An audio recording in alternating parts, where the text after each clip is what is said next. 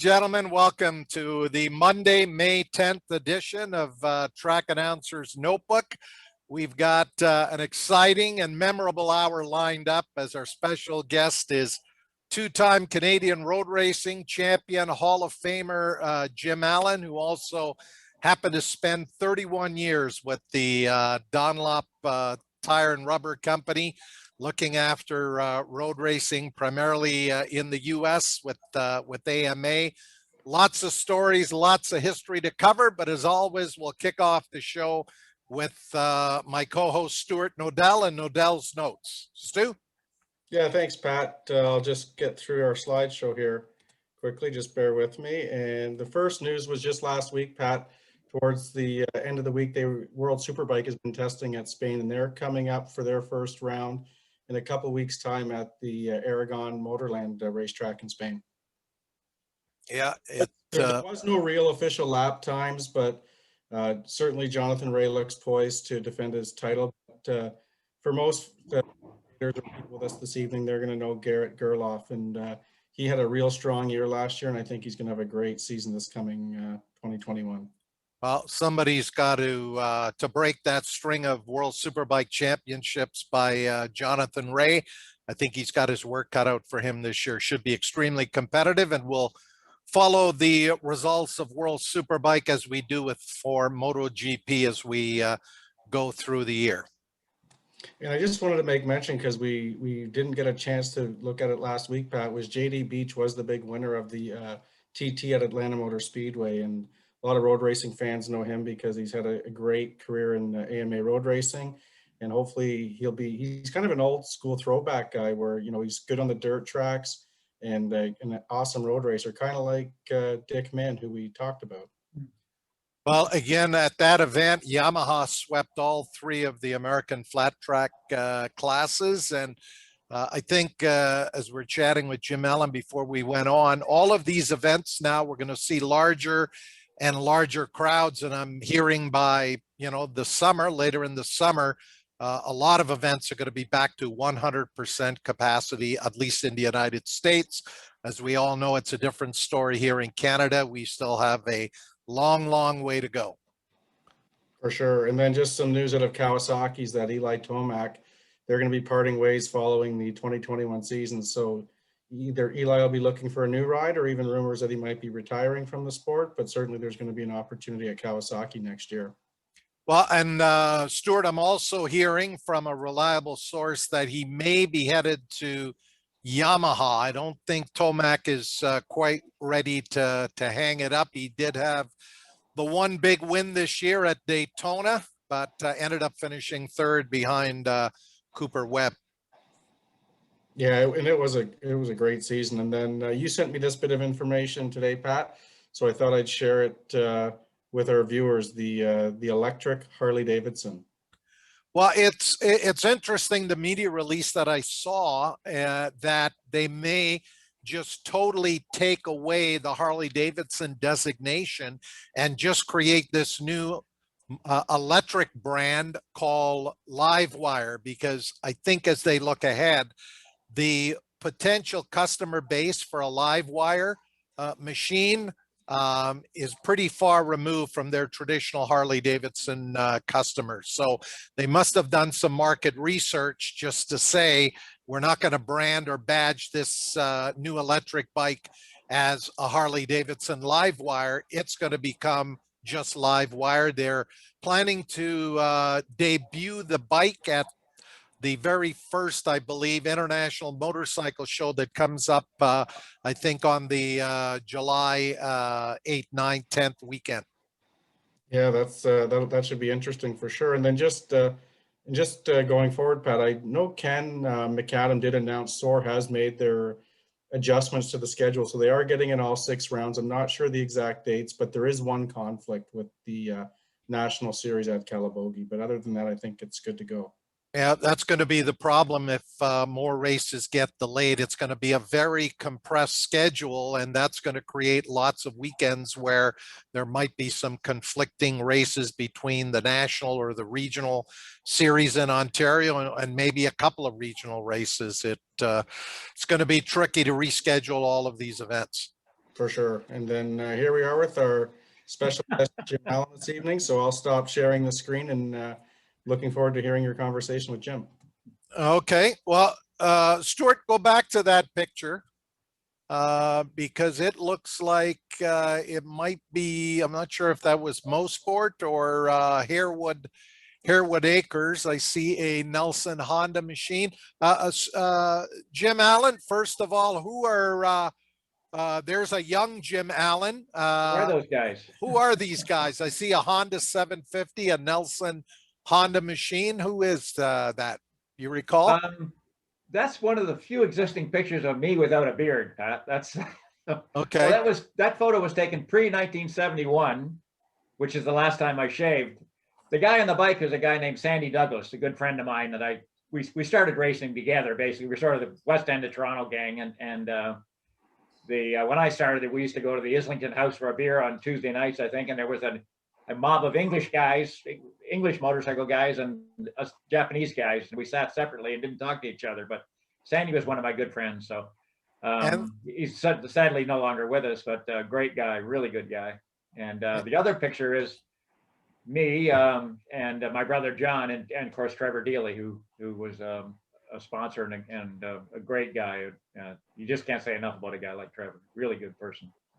Okay, well, that's probably a good segue in terms of how it all started for you. I think it was John who had a Honda 90 that he either loaned you or you grabbed it out of the garage, and that's how your motorcycle racing career started. Take us back to those formative years. How did it start for a young Jim Allen?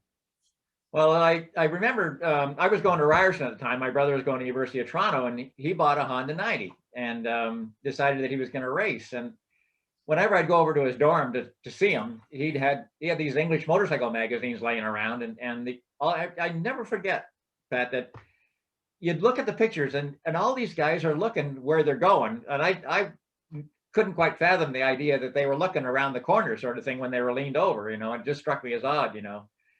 But then he mentioned he was going to go racing, so he put a megaphone on it and stuff, and then started going to Harewood Acres. And I thought it was really cool because you could actually get in the pits. But it took me a little while to realize there wasn't anybody outside the pits. But it was, but that's how I started. Basically, he started racing. I went with him, and then the next year I bought a Suzuki 80 and boarded out to 100 and started racing myself. So yeah, they were very early. We didn't know what we didn't know, so it was probably a good thing at the time.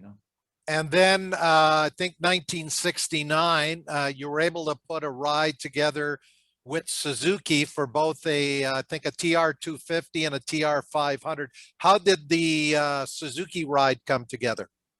I actually started working when I left Ryerson, not exactly under a cloud, but we'll say without a diploma.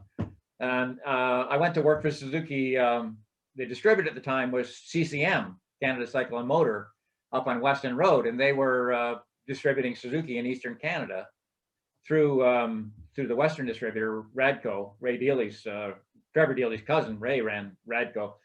So I started picking parts. It was just a job, and I didn't know much about motorcycles, but somehow I found this job, and I worked with a guy there. My boss was a guy named Bill Thompson, who was a great guy, and took time to show me, a lot about motorcycles. And we just sort of hit it off, and then I started going to the racetrack with him, and I decided I was going to race, and he's made it very easy for me to buy a T20 XX Hustler 250, and then I guess I showed some promise because he decided, a year later that he'd get these, the TR 250 and the TR 500, and we'd see what we could do, and that was again with the support from Radco in Vancouver. Right. So 1970, you got a couple of road race Grand Prix bikes, and you head to Daytona for the International Lightweight event, not the 200. What do you remember of that first trip to Daytona? How did you get there? I know you finished 48th because I checked the record. Not your best effort. You did have a couple of you had a 12th place finish in the lightweight race and a 12th place finish in the 200. But what do you remember about that first year as a young kid going to Daytona for the International Lightweight event? I'm pretty sure, Pat, that the first time I went was in 68, I think, on Okay. my own Suzuki, maybe 69, but I think 68. And I didn't know anything. I mean, I was just dumb, and I do remember, in the first lap of the race. I mean, first of all, you've been to Daytona many, many times, and your reaction when the first time you go in the place, you'll never forget it. Just to see the place, it's amazing. But I do remember the first lap of the race. I realized that I needed to learn something about gearing because I was well up into the 2,000-3,000 RPM beyond the red line. I thought, this isn't going to work. This isn't going to last very long. I didn't know that you had to allow for the draft and all the rest of it and stuff. So basically, that's one memory I have from that race, and the other is that I finished with no hearing at all. I couldn't hear a thing when I finished that race. There was no silencers, of course, and I didn't wear earplugs. I didn't know you're supposed to wear earplugs. So I guess God looks after fools and drunks, and he was looking after me, I guess. All right, so you got the Suzuki ride. That lasts for a while. I started announcing in 73, and you were part of a pretty potent Trev Dealey team. There was yourself, Paul Higgins, and Jean Lyside here in the East. And out West, we had a guy by the name of Steve Baker, Jim Dunn, who actually held a track record at Mosport at that time, and Frankie Johan. How did Trev afford all of those riders, all of those motorcycles, not to mention the mechanics? That was Bob Work. And you worked with the guy, Ken Roosevelt, who was an amazing mechanic and tuner. Yeah, he is, and he is to this day. But yeah, Trevor, I mean, if you know much about the Dealeys in Vancouver, you know that, they've been very clever, and I mean that in the nicest possible way. They basically, the first time I went to Vancouver, I remember seeing Dealey automobile dealerships up and down the road, and so they were well established and quite wealthy, and Trevor loved motorcycling, as we all know, and he could afford it. So I think that's, there was no justification to be done in his mind. He just wanted to do it, and so he did it. And I was one of the beneficiaries of his largesse. Well, that 1973 year was the year you won the first of your two Canadian road racing championships, and you were riding, I think, 125, 250, and 500. How did you handle? And a 350 production bike, Pat. 4 races in one day. Wow. So, how did you handle that workload? Well, I wouldn't have been able to do it without Ken Roosevelt. I mean, he's in my mind, he's the key, and he's the reason I did win the #1 championship. Pat, I'd have no qualms in saying that. Without his help, I would have never been able to do it. But I mean, you would jump off a 350 onto a 125 or a 350 production bike or whatever, and they were always ready, and they always ran, and they always finished. That's that may not be exactly true, but that's my memory for sure. Yeah, that 1973 year, I mean, we've got one of the guys you raced against, Doug Teague, who is on, and I think Stuart's going to bring him on as a guest. The talent there in those 250 and the 500 classes was so deep, not just the Canadians, but in addition to Doug Teague, we had so many top 250 Grand Prix riders from Michigan would come up. So they didn't make it easy on you to win that championship. And you also had all those other teammates like Baker and Higgins that were nipping, trying to take it away from you. Yeah, one thing that that people don't realize, I think, and it's easy to forget, is that basically every class counted equal number of points, as I recall, Pat, and every race counted. We used to drive. I mean, I do remember driving to Edmonton for a race with 4 motorcycles, and the race was canceled when we got there. There was, that's, I mean, we wanted the points, and the club basically, it was a rainy weekend. They didn't have any money, and if they ran the race, they were going to lose their shirts, and the club would be bankrupt. And basically, they looked at me and said, "Do you want to run the race?" And I said, "I can't do that to you guys," So we ended up going home with no points, But basically, every class counted, every race counted. So it was a matter of just accumulating the maximum number of points you could wherever you could get them. Yeah. Now, was there a race at Westwood after the Edmonton trip where the race got canceled? No, no, we drove out to Edmonton specifically for that race and turned around and came home with no points. So it wasn't a big success from our standpoint, but it was an experience. I mean, we did practice and all that stuff, but it was there was no race, you know. So the early years at Daytona in the lightweight race, and then eventually you move up to the Daytona 200. Your best finish in 1975 at 12th, but your very first trip there for the 200, you finish 13th. What do you remember of racing against the likes of some of the greatest riders in the world there in the early 70s at Daytona? Pat, I look back on going to those races now, and I think I was just too cautious. You know, I really do. I look back and I think now, I mean, I just thought I'd be a fool if I went to Daytona and fell off and you know didn't you know, I was more concerned about finishing than I was of it then showing, I guess, what I had for potential and stuff. You know, so I just remember that I don't think my game plan was particularly good. You know, I didn't you know, I was more concerned with getting to the end of the race, I think, and finishing. You know, and I look back now, I think that's dumb. That's dumber than falling off your motorcycle, is not to display what you have or do your best. You know, and I do confess as well that I was, you know, I was intimidated. You'd go to Florida and people from California that you'd never heard of would come blowing by you in a corner. And I mean, it's not like you couldn't ride with them, but you think, wow, who is that guy and stuff, you know? So I have some regrets when I look back at that kind of stuff, you know, but you know, instead of saying, who the hell is he? I should have showed him who the hell I was, I guess, you know? Yeah. So you'd come back to Canada and race here.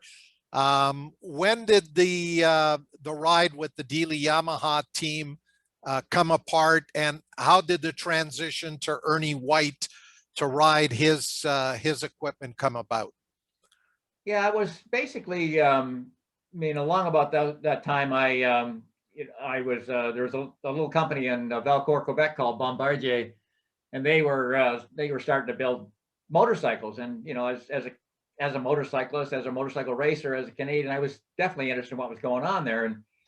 And you know, I read that they were working on a race bike, and so I sent a letter off and said, you know, I'd be interested in talking to you guys if you guys are interested in talking to me. And it didn't take too long before we got together. And no surprise, it, you know, it didn't come it came as a surprise to Yamaha, I think, to Trevor particularly. So I think for a while there, we weren't on the best of terms. You know, I really look back now, and it was the right move for me to do.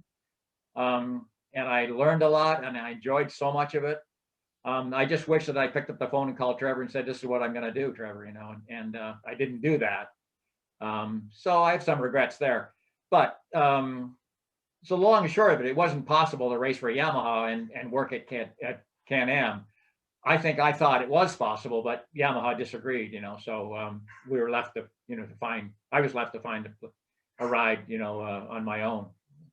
So with that Can-Am, why did they eventually just discard the project? The bike didn't have the potential, or what they did discover in the time that you try to develop into something that was competitive? I think the bike definitely had potential, Pat. I mean, you know, it was, you know, I think it was a really, for its day, for its time, it definitely had potential. What killed it, I believe, or to a large degree, was the emission standards began to get more and more stringent. So as a two-strokes at that time were basically not going to make it. You know, they just weren't going to have they weren't going to be able to get clean enough to exist as a marketable product. And somebody at Bombardier decided to pull the plug. You know, and so even though the bike was not close to production, there still was lots of work to do. But there were running prototypes and more than one. And I, as a test rider, I went out virtually every day and rode some version of something, you know, that we were testing at the time, you know. So, and it was, you know, that was really enjoyable. I mean, I'd just get on the bike and go to Vermont for the day and turn around and come back again or whatever, you know, write a report and do it again the next day, you know, so. Cool. So then you're on to Ernie White. Yeah. in 76, I think that might have been. Ernie had been around a long time, was a pretty meticulous mechanic.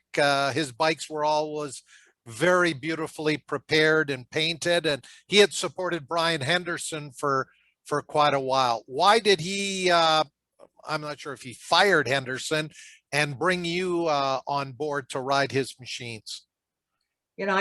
I can't answer that question, Pat. I don't know. All I know is that, I was looking for a ride, and Ernie offered me the opportunity to ride for him.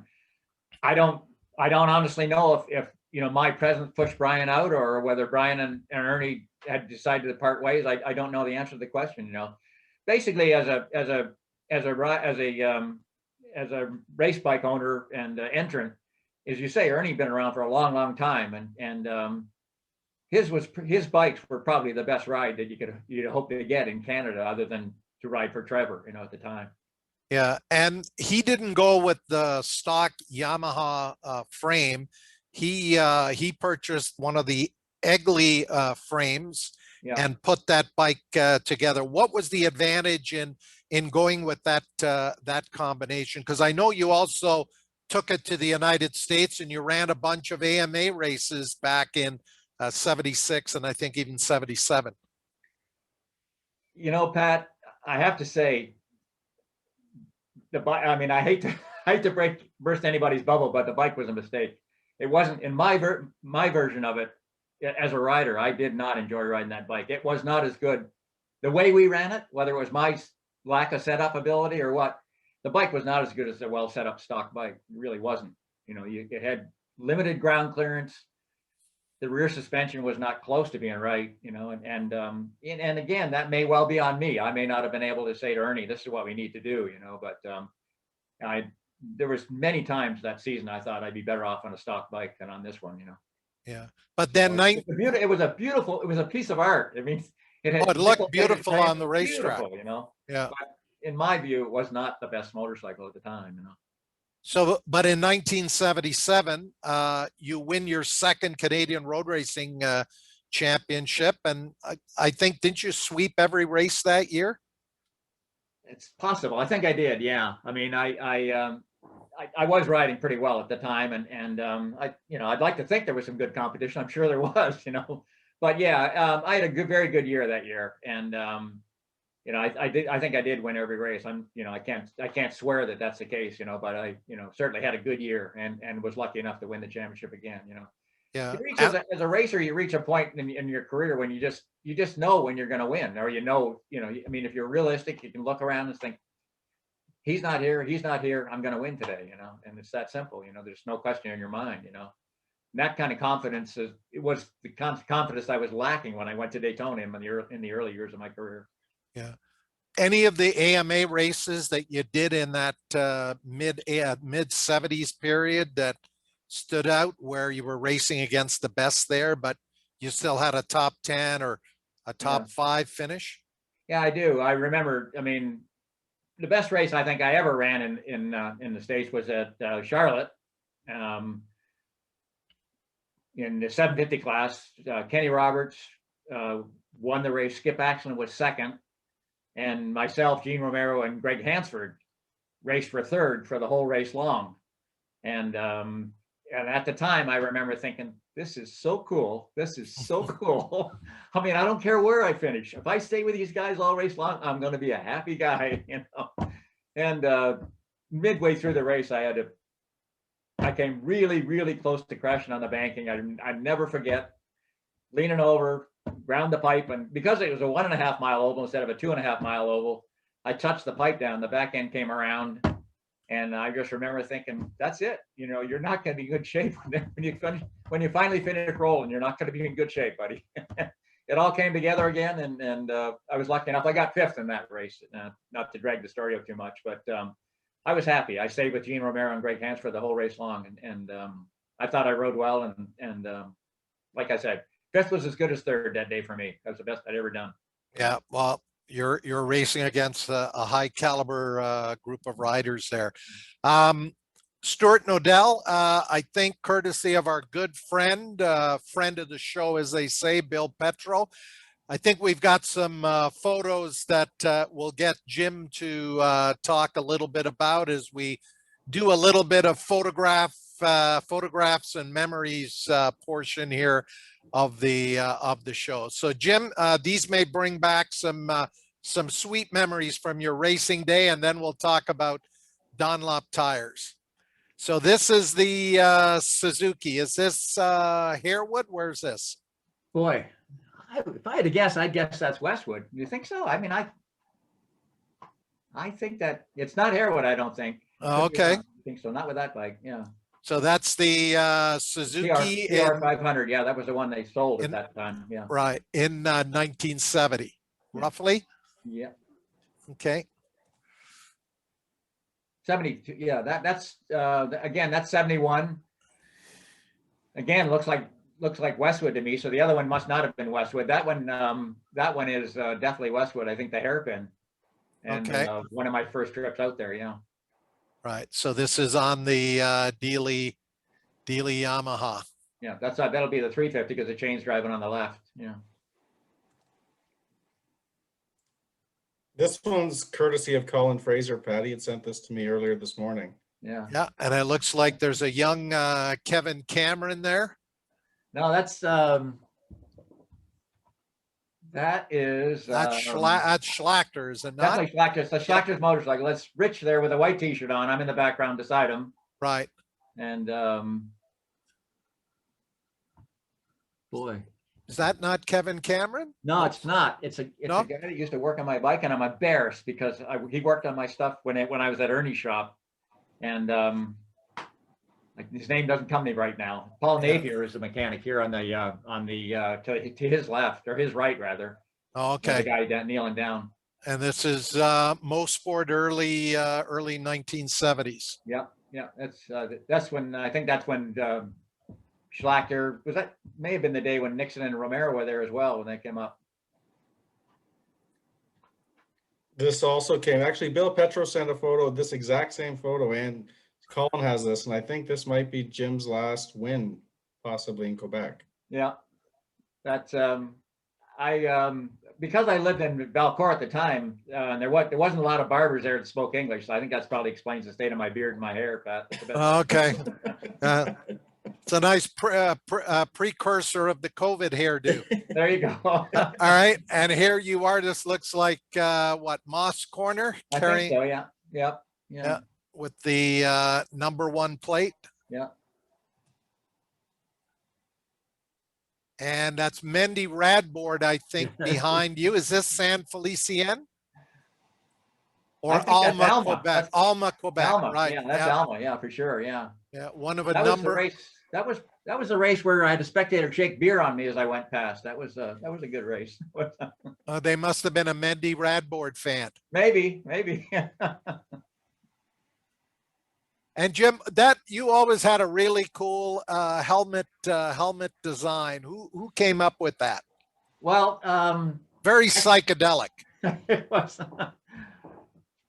My wife actually painted that helmet at the time. Or the helmet itself, we got little tiny price stickers, the 1-inch price stickers, and stuck them all over the helmet. Sprayed the helmet, and every one of those price stickers had a little scene printed in it. Painted in it rather by hand. So it was pretty special. It was a pretty neat helmet for the time. Yeah. And this is is that the Can-Am on the right? That's the Can-Am on the right. Yep. And that Egley that you really didn't fall in love with on the left. Yes, exactly. Yeah. I mean, in principle, I guess it was all there as far as engineering goes, but it didn't work as well as the stock one for me anyway, for sure. Yeah. And there's one of the real characters in Canadian road racing chasing you through moss. Yeah. The late Frank Mrazek. Right. Exactly. Yeah. You must have had some pretty interesting battles with him back in that era. Yeah, Frank was, as you say, he was a big character, and he was never short of enthusiasm.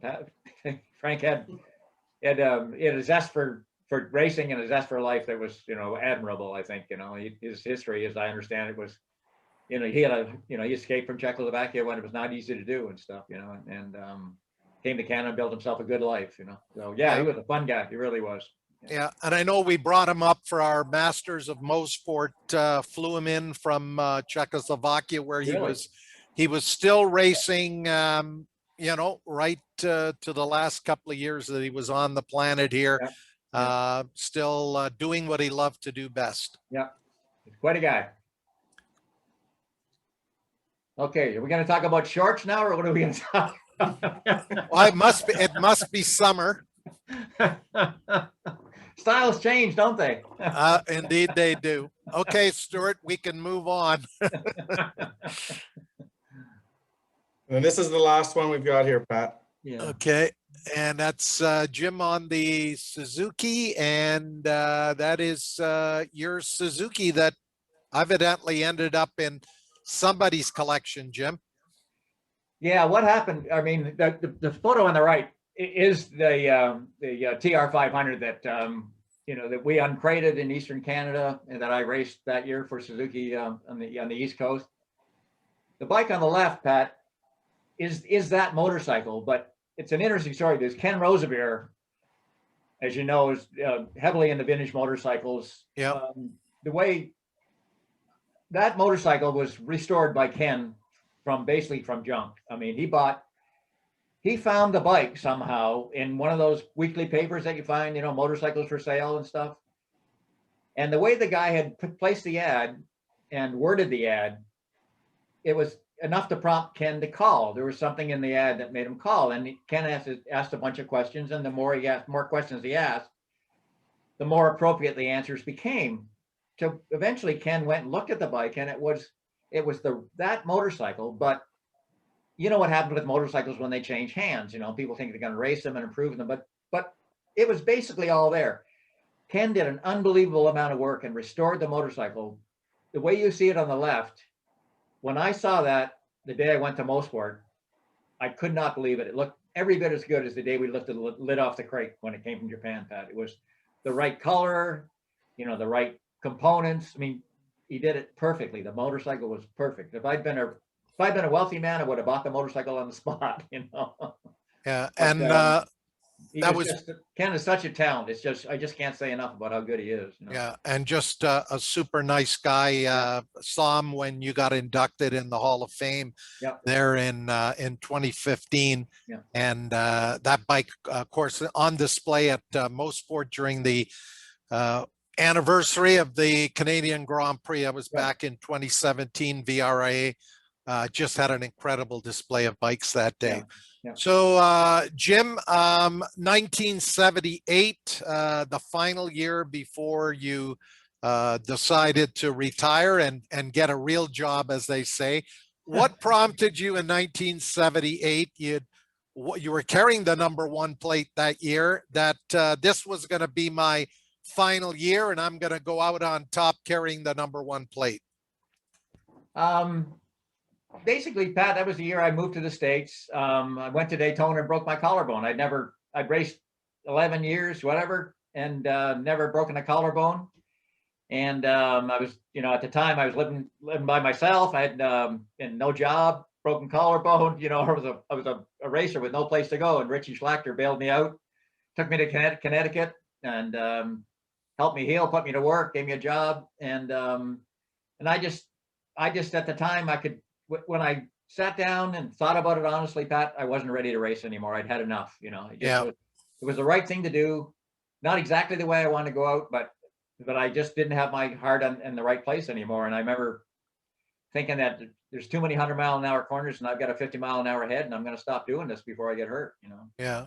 And so the records show you did 1 lap at Daytona that year. So you crashed on lap 2.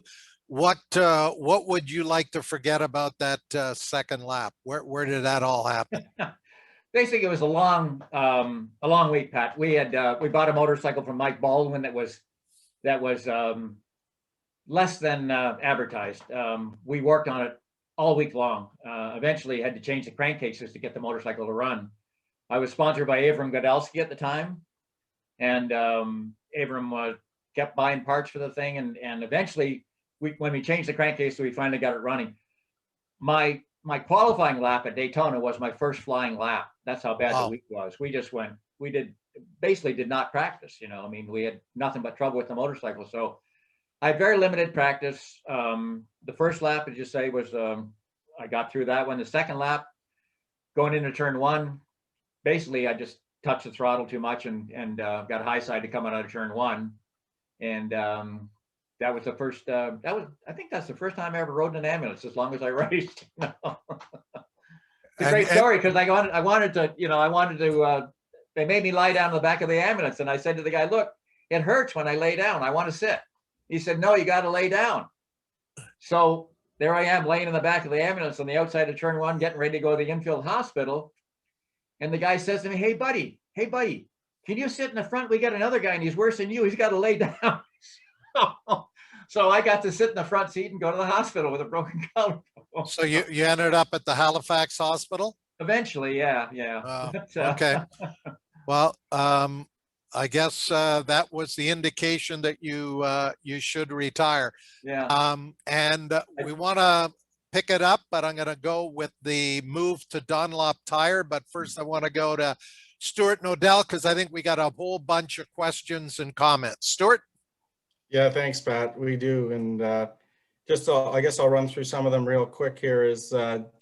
We have people who remember Jim very well. He was a great racer, certainly at Mosport back in those days in the 70s. And then Anne-Marie Friedman asked a question if Jim remembers working with Yvonne Duhamel at Bombardier. And when Yvonne was working in the snowmobile division, did you guys work together on that bike project at all? No, I don't recall. No, certainly didn't work with Yvonne. He was not involved in the motorcycle department at all.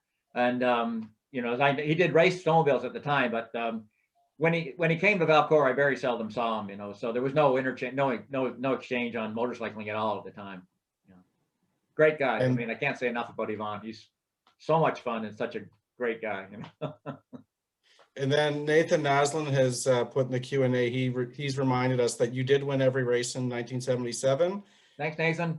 Your strongest competitor was Frank Mrazek in both the Unlimited Expert and 250 classes. Yeah.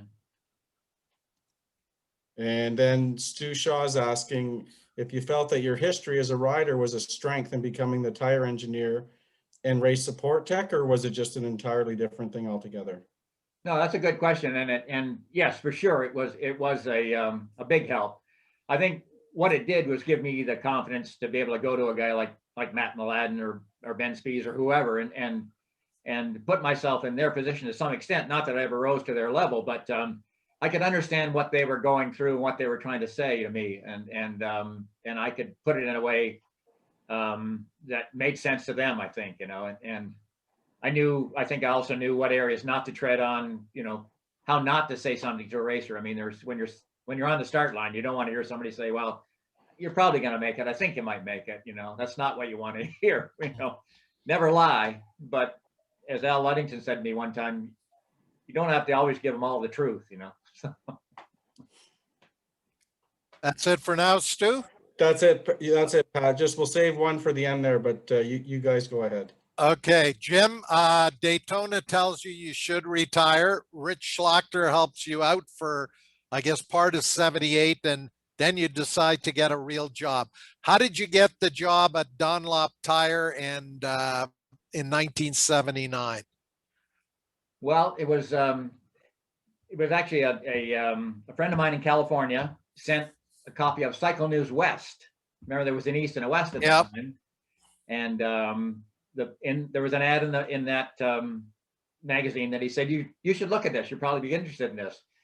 And it was the way the ad went. It was something like tire test coordinator wanted, must possess excellent written and verbal skills, be expert motorcycle rider rather.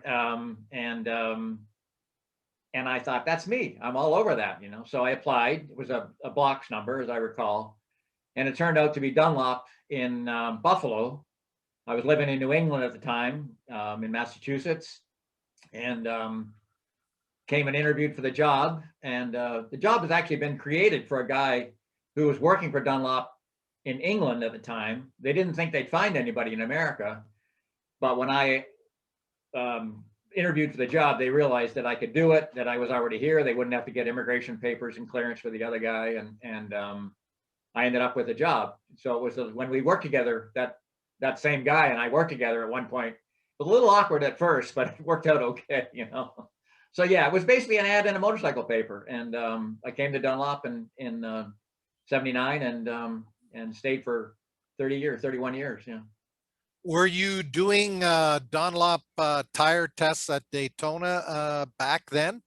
No, when I started with Dunlop, Dunlop was not involved in big bike racing at all in America. That was post the Barry Sheen incident at Daytona and stuff. And Dunlop here was not, I mean, basically they just weren't interested in racing. You know, they decided after that there was some, well, the tires are not that Sheen was involved with were made in the UK. There was some blowback on the company here in America. I think it's fair to say they weren't interested in racing. So when I started, there were several years there when I didn't really go to races and stuff. Probably two or three years rather, when I didn't go to races at all, because Dunlop imported some 250 tires, but no big bike tires at all at the time. Yeah. And Jim, you were there through a couple of transitions. 1985, the transition from Formula One bikes to super bikes at Daytona, and then a couple of years later, super bikes for the AMA championship. And then early in the 2000s, the switch from super bikes over to Formula Extreme, and then eventually sport bike. What were the ramifications in terms of tire development and tire technology with those changes in classes? Yeah, basically, Pat, when we started it, when I started with Dunlop, as I say, there was no racing at all going on, and as a racer, of course, I wanted this all to happen. I wanted Dunlop to become involved, and I pushed and pushed and pushed, and eventually we got more involved. At the time, it was Goodyear and Michelin who were doing all the most of the racing in the States, certainly as far as big bikes went. The product we had was good. It just took somebody to believe in it and somebody to, be at the racetrack to offer it to the racers and stuff. So for a number of years, we would go to the racetrack with a distributor and not with our own equipment, but basically we would go to the racetrack with a distributor. And my job at the time was to try to talk to the racers and say, look, try this, we'll give you one to try, or you can have one at a discount if you want to try it, sort of thing.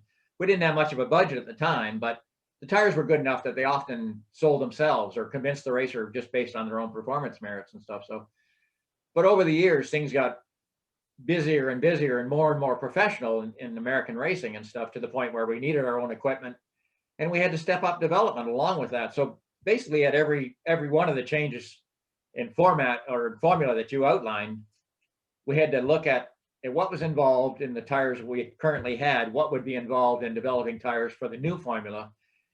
And basically in every case, until we got to Formula Extreme and Super Sport stuff, the development curve just was almost linear. I mean, you just had to keep doing better stuff every year. Eventually got to the point where you had to keep doing better stuff every race, just to keep up with what was happening and stuff. So it's fair to say that the Formula Extreme machines that they started to run at Daytona, not so many years before I quit, are easier on tires. That was an easier prospect for us. It was easier at Daytona when they got rid of two bankings and only ran one banking. All of those things helped.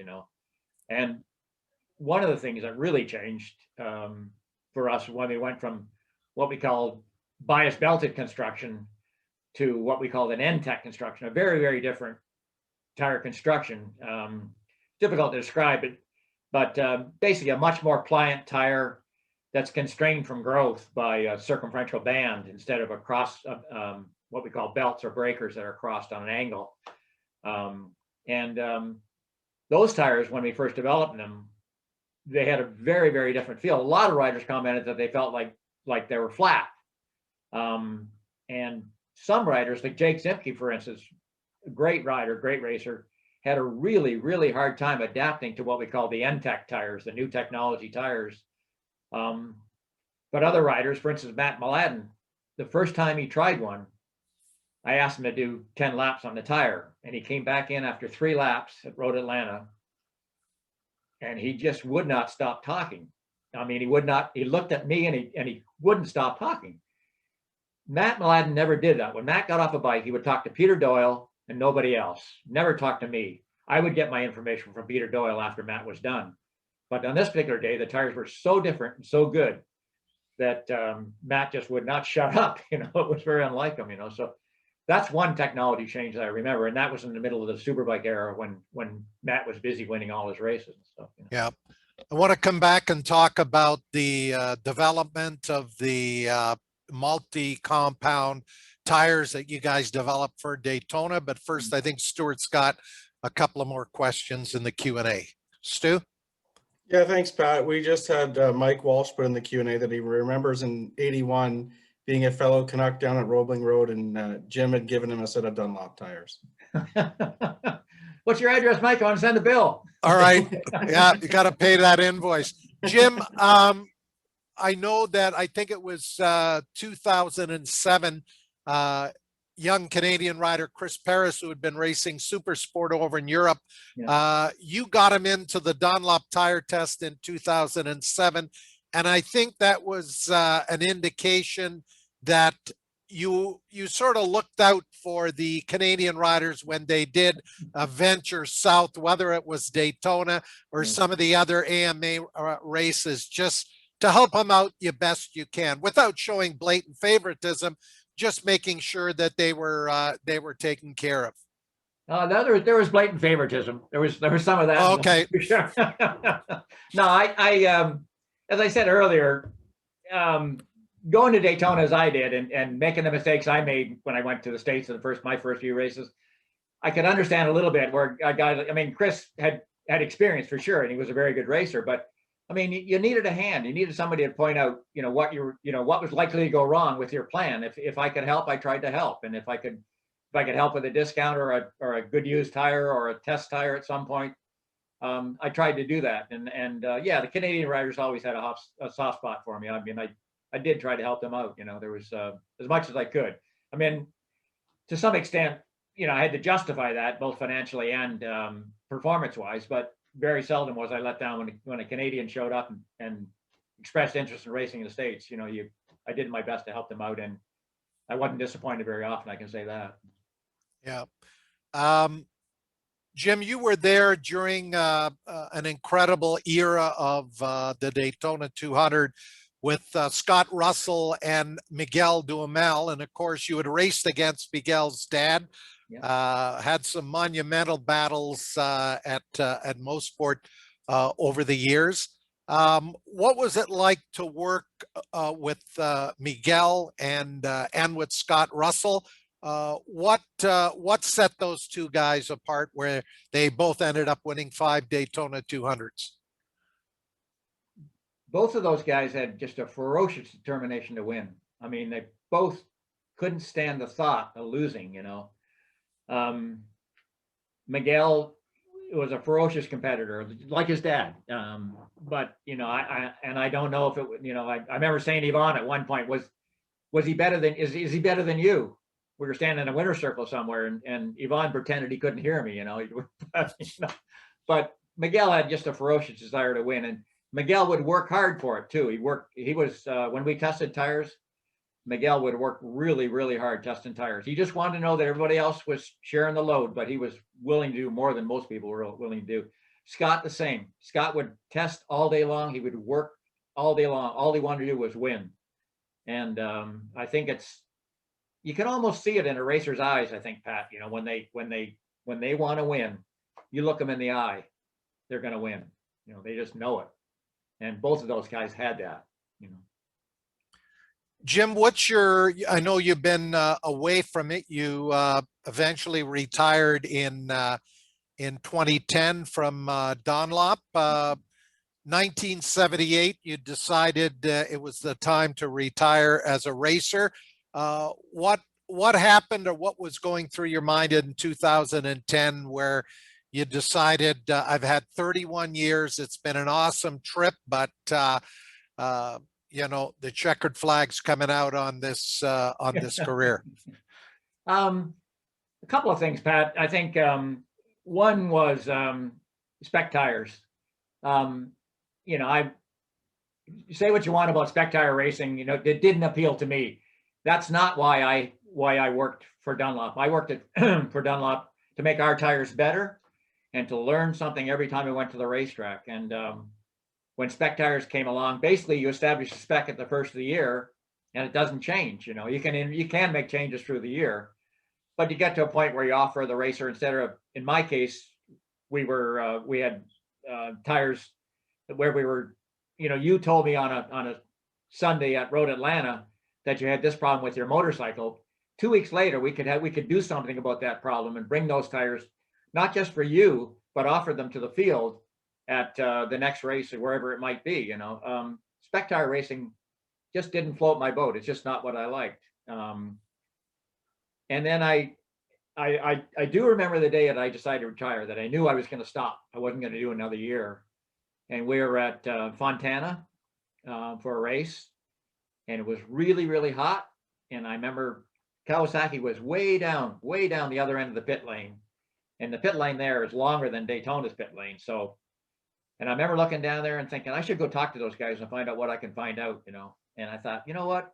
I'll do it after practice. And then I thought to myself, Jim, that's not acceptable. That's not why you do this job. And that's not good enough. You're going to go down there right now and talk to those guys. But when you're done, you're going to tell your boss you don't want to do this anymore. And that's, basically what happened. I finished the year out, but when I recognized in myself, potential lack of dedication, that's when I knew I was going to quit. That's when I was done. And basically the same thing when I raced, I think, when I recognized that lack of dedication. Yeah. It wasn't an easy decision to make. I loved what I did for a long, long time, but eventually there was enough airports and enough hotels and enough racetracks that it was just time to change, so.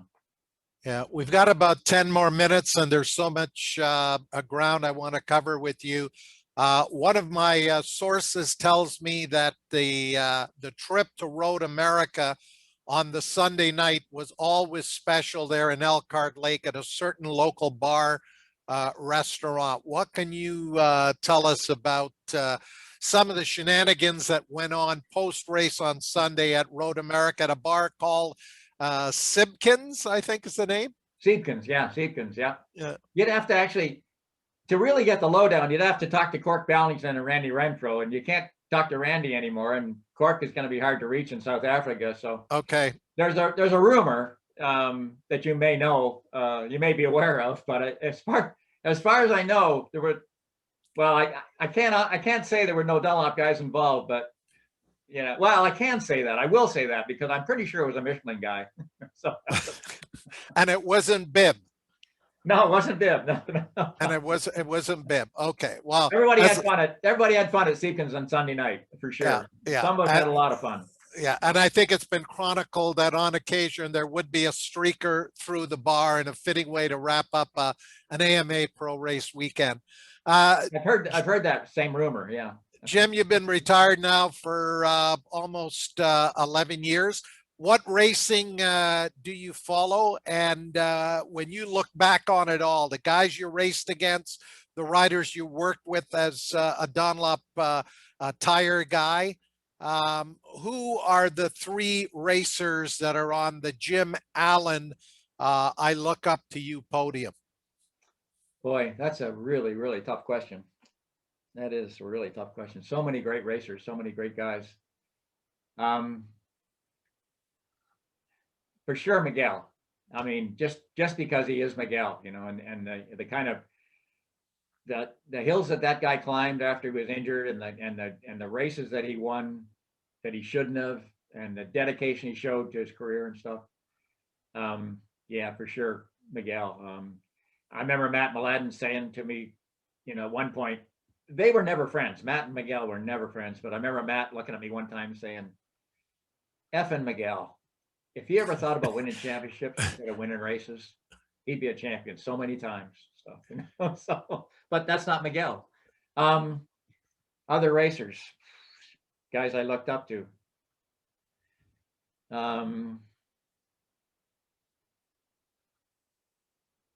Scott, you mentioned Scott Russell earlier, and that I'm not just saying Scott because you mentioned his name, but I'm looking at one of his helmets up here in my office. He was, you know, Scott gave me one of his original Indian Chief helmets back when they were hand painted and stuff, you know, and that's not the reason I name him. It's just that, you know, Pat, he was not a guy that came, he was not a complicated guy. He just wanted to race motorcycles and win races, you know, every one he could. And he's a hardworking guy.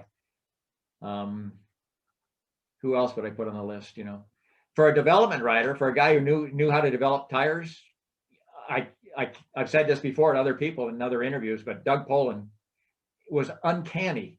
His ability to tell test tires one from another. I mean, we'd have a pile of 20 test tires, and Doug could pick out differences between them. And if you snuck one in that he'd already tested, he'd say, "This feels like number 3," and he would be right. You know, and he would go to a test at Willow Springs in April, test tires, and go to Atlanta 2 months later. He would say, "This feels like number 7 from Willow Springs when we did that test there," you know, and I wouldn't remember what number 7 was. I'd have to go look at my paperwork to figure out what it was, and he'd be right. Just uncanny the way he did that. And his record is also pretty amazing as a racer himself, you know, so. Well, that's a pretty solid podium. Jim, 2015, you got inducted into the Canadian Motorcycle Hall of Fame. How special was it to have both your wife and Ken Rosevere there that night? Yeah, it was a special night. I mean, it really was, you know. When I found out that I was going to be inducted, I called Ken, and I hadn't spoken to him for a couple of years and stuff, you know.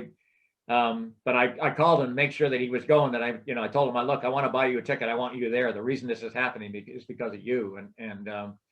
And then to have him, it was a surprise to me that he was the presenter. He was the guy that gave me the award. And that was very, very special as well, you know. So it just meant a lot that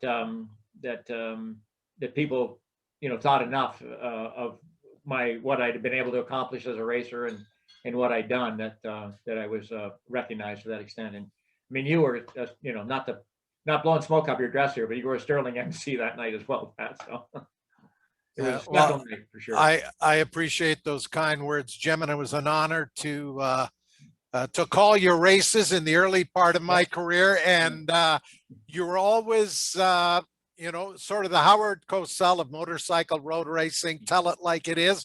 And I can remember one year at Daytona, I made this comment about tires, and you came up to me and says, "You know what? I don't think that was fair."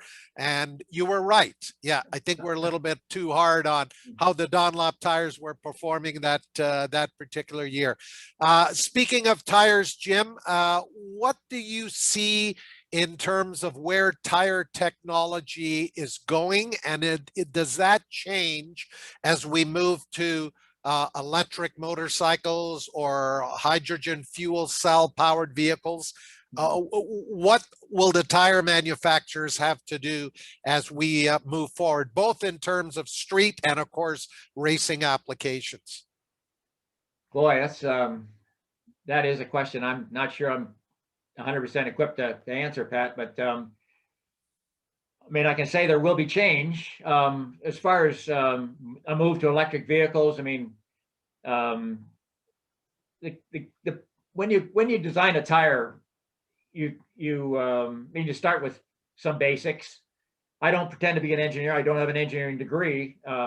People were surprised when I would say that sometimes, but I have enough familiarity with what's been done in the past and within Dunlop that I know the history and when we made a change, why we made a change, that kind of thing. When you design a tire, you're constrained by the available space, by the rim size, all those things. Sometimes the manufacturer dictates those. Sometimes the tire company dictates those. The weight, but of the vehicle and the expected performance, that kind of thing. So those are the parameters that you're constantly juggling. Those are some of the parameters you're constantly juggling. Now, to design a tire like that, let's say that the live wire that you showed earlier in the show, that I don't know the weight of that motorcycle, but I mean, you would have to look at what you can do in your factory as it exists, what you think you may need to do in the future to keep a motorcycle like that happy, and evolutions of that motorcycle. You know, you have to keep your equipment up to date, your building techniques, your material technology, all of those things have to be considered on an ongoing basis, you know, to address the needs of motorcycles, for instance, or automobiles, whatever it might be, you know. But when I started at Dunlop, and one of the guys looked at me and I said to him, "What do you think the next big thing in tires is going to be?" And and he looked at me, and when I asked the question, and he said, "Injection molded tires and wheels, one piece assembly." And I remember thinking, the tire, the wheel, the whole thing, all one piece. Yep, that's what's going to happen. He was wrong. I think it hasn't happened yet. Maybe it'll happen someday. I don't know, but it would be very difficult to do. You know, it would be, and I'm not sure that it's the right solution to the problems that are going to exist in the future. You know, interesting concept, but who knows? You know. Yeah, Stuart, we got one final question for Jim before we wrap up. Sure. Just Stu Shaw's written in, just said, great to see Jim. Thanks for all you've done for motorcycling, but especially for helping Canadians out at the races. And I can say I'm one of those beneficiaries as well. I remember Jim helped arrange me getting a discount from Steve Brubaker's race tire service, and I got on the good guy list. So okay, I can definitely speak to that. I want you to send Stu an invoice as well, Jim. No, the discount came off our distributor. Oh. No. Okay. I'm So glad I could help too. Jim, we had Dave Despain on a Yeah, I number watched of that months show. ago. Yeah. And one of the things that stuck with me from our interview with Dave, he said, you know, I take retirement very, very seriously. How has retirement been for you? And other than going to Key West for the winter, what's been retirement like for Jim Allen? I've no regrets at all, Pat. I keep very busy. I mean, after while I was still working with Dunlop, I got involved in cycling to some extent, and I enjoy it a lot. And since I stopped working, I've become more and more involved with mountain biking. And interesting, when I saw Dwayne McDaniels a couple or three times, I've seen him over the years. We don't talk about motorcycle racing; we talk about mountain biking and stuff because he's a big mountain biker too. So. I do a lot of cycling and just keep busy. We are fortunate enough to have a property south of Ellicottville in south of Buffalo in an area called Ellicottville. It's a ski area and a mountain bike area. So we enjoy being down there and spending parts of the summer down there and stuff. And as you mentioned, the last 5 or 6 years, I've been lucky enough to go to Key West with my wife, and we stay down there for a month or two and see Richie Schlachter down there and do some. Do our best to stimulate the tequila sales in Key West, you know, when we're down there. All righty. Well, eventually the border is going to open, and I can come to Buffalo for wings. Please. And if the Blue Jays are still playing there, I guess they start playing June the 1st. Yeah. Then maybe we can get together at the ballpark, and if not, at the Anchor Bar for some wings. But it was great calling your races at the early part of my career when I probably wasn't all that good, but you got to start somewhere. And always was great to see you at Daytona. Jim, all the best, and we really appreciate you coming on Track Announcer's Notebook to take a little walk down memory lane and share some great stories. Really appreciate it. Thanks. When you come to Buffalo, bring Stuart with you, and we'll all go for wings and a beer. How's that sound? All right, sounds like a plan. Okay. Stuart, anything else? No, I just Nathan Naslin just reached out to say hopefully when things do open up, we'll see Jim at a Canadian National Superbike race. That would be awesome. And just want to thank him for his time. Love listening to his stories, and he's obviously had a storied career. So this was a real privilege. Thanks, Jim. Right. Thanks, guys. Thanks again, Jim. That'll wrap up this edition of Track Announcer's Notebook. Again, our